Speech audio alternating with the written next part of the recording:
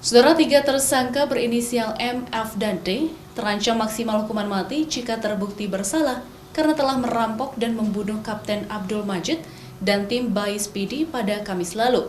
Selain senjata api, tim Satreskrim Polres PD juga mengamankan barang bukti selongsong, uang tunai, dan ganja dari tangan tersangka.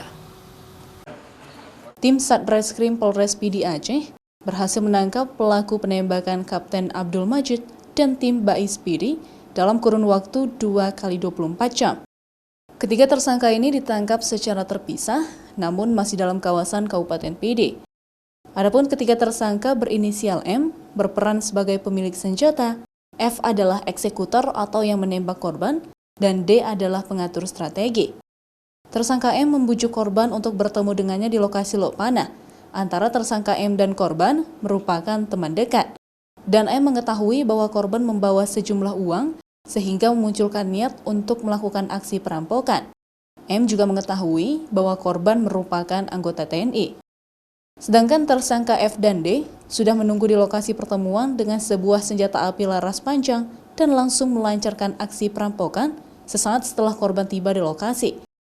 Menurut keterangan dari Kapolres PD AKBP Padli, tembakan hanya berjarak 3 meter dari korban, dan ketiga tersangka itu berhasil membawa lari uang tunai milik korban. Selain ketiga tersangka, penyidik juga menyita barang bukti berupa uang tunai sebesar 27 juta rupiah, 1 unit sepeda motor, 1 unit senjata api laras panjang jenis Sabara V2, serta 11 amunisi aktif. Motif pembunuhan ini adalah murni perampokan karena faktor ekonomi, karena tersangka sebelumnya berprofesi sebagai petani dan juga tukang pangkas. Sementara itu, senjata api milik tersangka M merupakan senjata sisa dari konflik.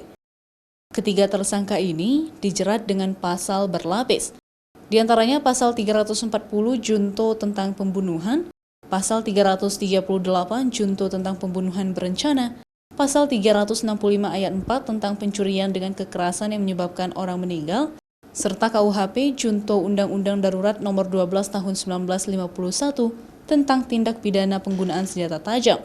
Ketiganya terancam maksimal hukuman mati. Dan pasal 1 ayat 1 Undang-Undang Nomor 12 tahun 1951 ya, dengan ancaman hukuman maksimal adalah pidana mati.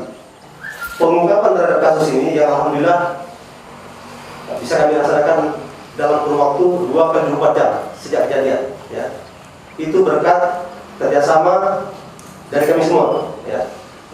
Alhamdulillah dari sejak kejadian kami intens komunikasi dengan Kodim, dengan rekan-rekan dari Pomda, dengan Subdinpom ya, kami saling sharing informasi dan sebagainya, sehingga alhamdulillah kasus ini bisa terungkap dengan cepat. Pihak TNI melalui Pemdam Iskandar Muda jajaran Kodam PD mengapresiasi kinerja Polres PD yang berhasil menangkap pelaku dalam kurun waktu 2x24 jam. Namun karena pelaku berasal dari warga sipil, maka sepenuhnya diserahkan ke pihak kepolisian untuk ditindak lebih lanjut. Nova Misdayanti, Kompas TV, Kabupaten PD.